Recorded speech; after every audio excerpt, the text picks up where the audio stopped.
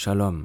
Dans le cadre de notre combat contre missionnaires, il existe un volet important, celui de la symbolique. En effet, de nos jours, une symbolique chrétienne reste inconnue pour la grande majorité des gens et particulièrement dans la communauté juive. De prime abord, le symbole représentant le christianisme reste la croix. Vu que le christianisme est une idolâtrie, il va sans dire que le symbole de la croix est interdit par tous selon la Torah, selon nos lois. Et acheter un crucifix, le mettre chez soi, est un interdit total selon la Torah. Comme objet de culte idolâtre, le crucifix est strictement interdit. Du coup, chaque symbole idolâtre est de fait interdit. Le problème, c'est qu'il existe plusieurs autres symboles qui sont tout autant proscrits car provenant de ce culte. Et dans cette vidéo, on va en voir un en particulier, l'emblème du poisson. Oui, mais pas n'importe quel poisson. Un poisson qui, en plus, est le tout premier symbole chrétien. C'était ce fameux poisson qui était le symbole de repère des chrétiens. Ils se reconnaissaient à ce signe lors des persécutions romaines, d'après l'histoire. Ce logo particulier est dessiné à l'aide de deux arcs de cercle entrecroisés pour donner la forme du poisson. Lorsque deux chrétiens se rencontraient, l'un faisait le premier arc de cercle, n'ayant aucun intérêt en soi, sauf si l'autre personne savait, et dessinait le deuxième arc de cercle pour former le fameux poisson. Ce symbole était de fait une marque de reconnaissance. Appelé ictus en grec, ce mot signifiant poisson, le symbole gagne en importance et refera surface par la suite avec l'avènement du protestantisme. Vous pouvez d'ailleurs voir ce symbole sur les voitures des chrétiens évangéliques. Regardons maintenant la signification même du mot. Le mot ictus, mot grec traduit par poisson, est utilisé comme un acrostiche.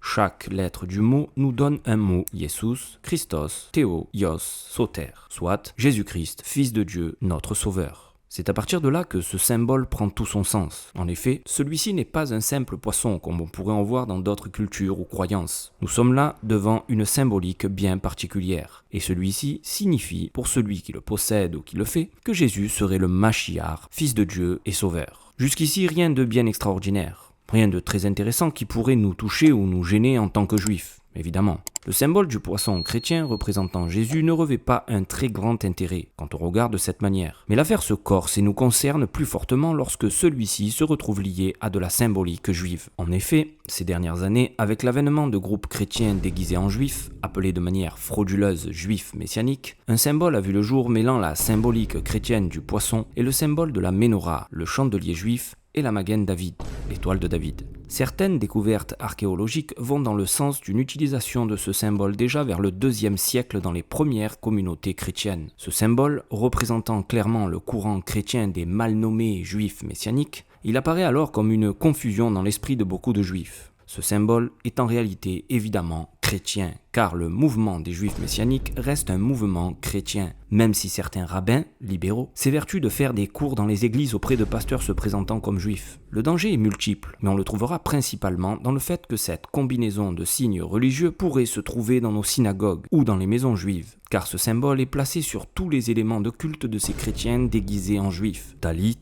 bougies, chandeliers ornés de ce symbole sont en vente à peu près partout, et des fois même sur des sites passant véritablement pour des sites juifs. Sur des sites tels qu'AliExpress, on peut retrouver ce talit ou ce boîtier de mezouza vendu pour si peu que les gens pourraient être menés à acheter ces produits en pensant faire une bonne affaire. Nous nous devons de vous mettre en garde contre cela. Soyez conscients que ce symbole est un symbole chrétien qui signifie que Jésus est le Mashiach, désigné comme Fils de Dieu et Sauveur. En tant que juifs, il est évident que nous ne devons sous aucun prétexte posséder un tel symbole chez nous, et à plus forte raison dans nos synagogues, auquel cas nous devons sans aucun doute nous en débarrasser au plus vite. Quand bien même vous trouveriez ce symbole sur des supports juifs, même très orthodoxes, sachez que ça ne veut en aucun cas dire que celui-ci est cachère, mais que soit les gens se sont trompés par ignorance, soit une personne mal intentionnée l'a mise là. Soyez vigilants. Kol Tuv.